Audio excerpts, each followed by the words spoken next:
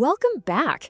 Today, we are diving into something truly incredible, a technology that doesn't just put a band-aid on mental illness, it actually aims to go in and rewire the brain's circuits. This could completely flip everything we think we know about mental health. So let's just start with this huge question. For decades, the answer has pretty much been, you can't. But what if that's just not true anymore?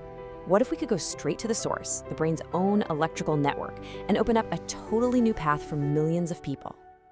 You know, to really get why this is such a revolution, we have to look at the tools we've been using. For more than 50 years, psychiatry has basically had one play: chemical intervention. Medications that mess with things like serotonin.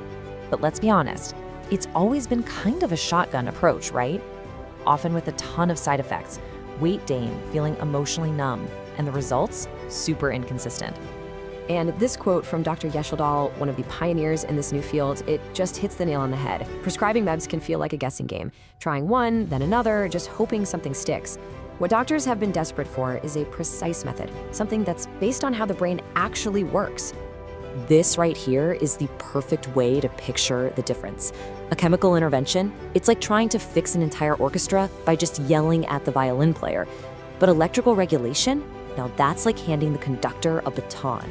You're not just fixing one instrument, you're guiding the whole symphony, bringing the entire system back into harmony. And here is the hard truth. Even the absolute best antidepressants out there max out at about 60% effectiveness. And get this, that number includes the placebo effect. That means for a massive number of people, the old way just flat out doesn't work. We've hit a ceiling, hard. Okay, so if the chemical approach has hit a wall, where do we go from here? Well, the answer is in a totally different kind of energy, magnetism. The technology is called Transcranial Magnetic Stimulation, or TMS for short. And believe me, it is a whole different ballgame. TMS is part of this bigger field called neuromodulation. Now I know the name sounds super complex, but the idea is actually beautiful and simple. It's about using focused energy to talk to the brain in its own language, the language of electricity, to help it retrain and literally heal itself. So, how on earth does this actually work? It sounds like sci-fi, but it's surprisingly elegant. A device with a special coil is placed near your head. It sends out a magnetic pulse, totally painless. It goes right through the skull. That magnetic field then creates a tiny, super precise electrical current, exactly where you need it, waking up those underactive brain cells and basically hitting the reset button on a faulty circuit. You have to understand what a massive shift this is. For so long, neuroscience has just been about observing the brain, right? Finding correlations like, hey, this part lights up when you're sad. But with neuromodulation, we can actually establish causation. We can go in, stimulate that exact spot, and create a real change. We've gone from just being spectators to actually getting in the game. Now, I know this might sound a little too good to be true, but the evidence is real, and it has been building for decades. This is not some fringe experimental idea anymore. This is an established, approved medical treatment. And it's been a long road to get here. I mean, look at this. The tech was first developed way back in 1985. It took until 2009 to get FDA approval for major depression. And then in 2018, it got the green light for OCD, which is a much, much trickier disorder to treat. The proof is in the pudding.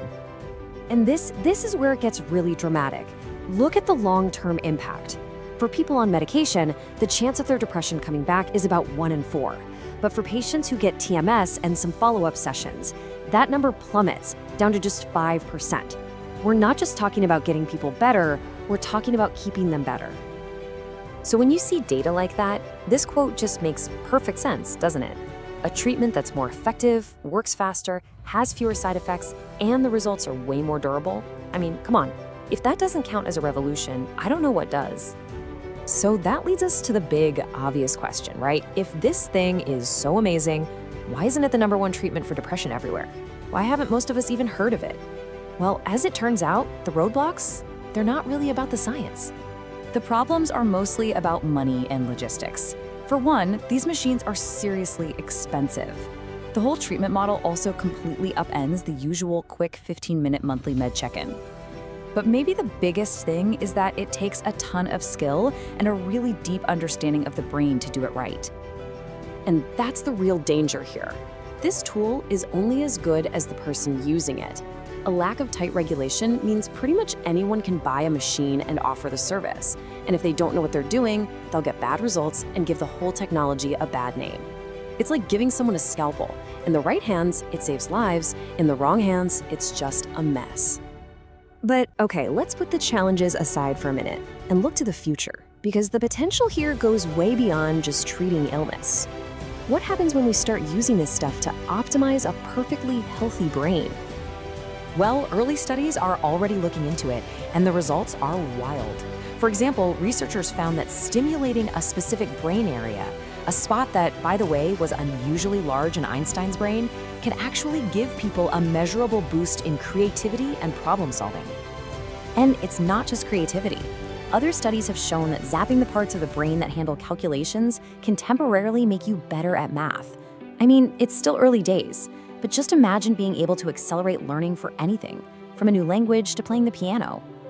And then we get to the holy grail in our modern world: focus. The potential here is just enormous. We could go way beyond just treating ADHD and into a future where anyone could tap into that deep flow state pretty much on command. So this is where we'll leave it.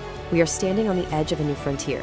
We've created a technology that can literally reach into our minds, repair what's broken, and even enhance what's already working. The potential is staggering, but it also opens up these huge, profound questions about what it even means to be human. If you can dial up your creativity or dial down your anxiety, who do you choose to become?